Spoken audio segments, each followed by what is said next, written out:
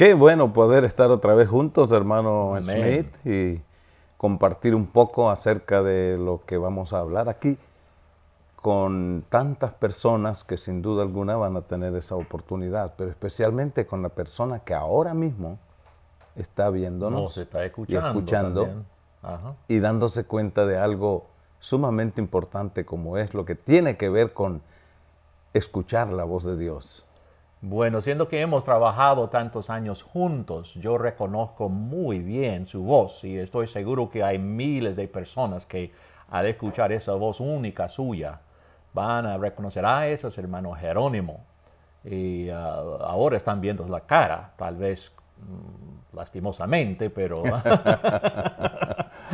Pero de eso estamos o queremos hablar un poco sobre la necesidad de escuchar la voz de Dios y reconocer cuando es Dios que nos habla. Cuando usted me llama por teléfono sin ver su cara, yo reconozco la voz. Sí, es interesante la capacidad que hay en el ser humano Sí. para poder reconocer la voz de las personas. Usted no necesita verla para poder reconocer esa voz, pero Dios ha tenido el cuidado de mantener una relación y una comunicación con el ser humano tanto tiempo, Sí. desde el principio. Le sí. habló por primera vez a Adán y Eva y a través de los siglos a todos los seres humanos. Parece que eso fue un deseo grande en el Señor, el deseo de hablar con la humanidad. Decía que todos los días en el aire, en el tiempo fresco, que Dios bajaba para hablar con ellos y a través de los años ha buscado manera tras manera para poder hablar con la gente. Bueno, de parte de Dios diría yo una oportunidad, un deseo que Él buscaba cumplir. De parte del ser humano, una necesidad, porque es que nosotros, sin que Él nos hable, estamos perdidos, estamos extraviados, Eso sí. estamos confundidos. Y yo creo que usted ha tenido algún momento, y yo los he tenido también, de que he tenido que esperar, escuchar la voz de Dios, tomar la dirección que Él da a través de eso. Demasiado veces, creo. Sí, es verdad.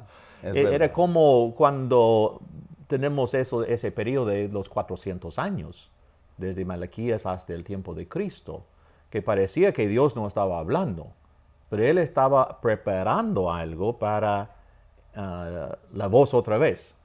Sí, porque fue un silencio relativamente, pero no en forma absoluta.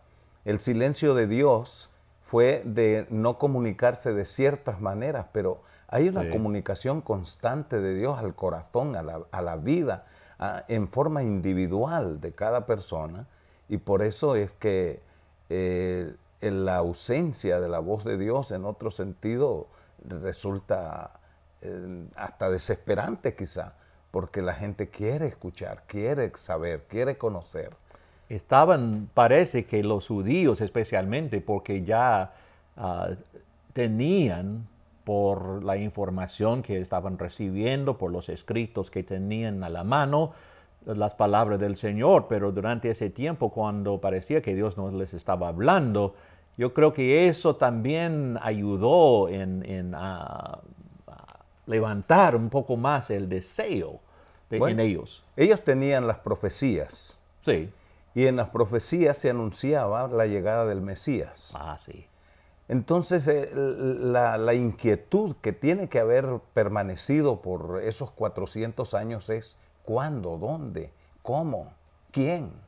Tiene que haber interrogantes que querían ellos tener una respuesta porque el cumplimiento de las profecías lo daban por un hecho, pero ignoraban algunas cosas y por alguna razón Dios quiso guardar silencio durante esos 400 años de comunicarse en otra forma. Y me parece a mí, hermano Smith, que eso es como deseando resaltar la importancia de lo que se iba a decir. De ese momento que iba a venir, porque es interesante que Juan dice que en el principio era el verbo o palabra, una expresión de Dios. Y este verbo llegó a ser carne para poder no solamente escuchar la voz, pero también ver quién habla. Y yo creo que eso nos ayuda muchísimo. Y por supuesto la expresión máxima de Dios, Sí. la manera súper que Él tuvo para comunicarse a la humanidad y para hablar, es a través de su Hijo Jesucristo. El escritor a los Hebreos lo cita en forma muy elocuente cuando dice: Dios, queriendo hablar de muchas maneras a los padres por los profetas, ahora nos habla por medio Gloria del a Hijo. Dios, sí. Y exalta esa forma de comunicación. Para animar al estudiante ahorita que está escuchándonos, he tenido, hermano, muchas veces en la vida cuando yo he orado diciéndole al Señor, pues necesito respuesta. Yo me acuerdo una vez cuando salía de los Estados Unidos para Nicaragua, yo tenía un carro que tenía que vender porque necesitaba recuperar el dinero y tenía que venderlo y no se vendía. Entonces yo había bajado el precio y el precio hasta que ya ni podía cubrir lo que debía. Era más fácil regalarlo. Sí, tal vez se iba a llegar a ese momento. Pero sabe, el día antes de partir, yo estaba comprando en una tienda algo para el viaje y por guianza seguro del Espíritu Santo, yo le dije, cuando me preguntó el que me atendía, pues ¿hay algo más? Yo le dije, sí, yo tengo un carro que quiero vender. Y él me dice, pues enséñamelo. Y fíjese, él lo compró al precio, el primer precio que quería. Él me dio $500 más de lo que estaba pidiendo. Y así es el Señor. Entonces, yo lo vendí el día anterior, cuando yo ya tenía que salir el día después. Bueno, Dios habla, Dios contesta. Sí. Eso nos lleva a la necesidad de enfatizar esto.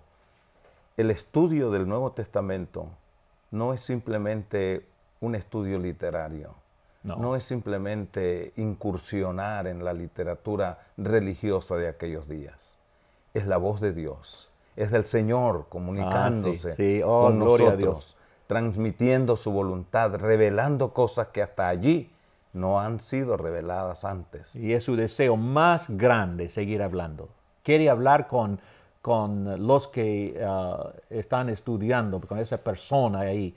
Dios va a hablar y Él quiere hablarle. Bueno, creo que debemos de decir entonces, adelante. Amén, porque Cristo siempre es el verbo y va a seguir siendo el verbo. Así Dios lo es. bendiga, hermano Jerónimo.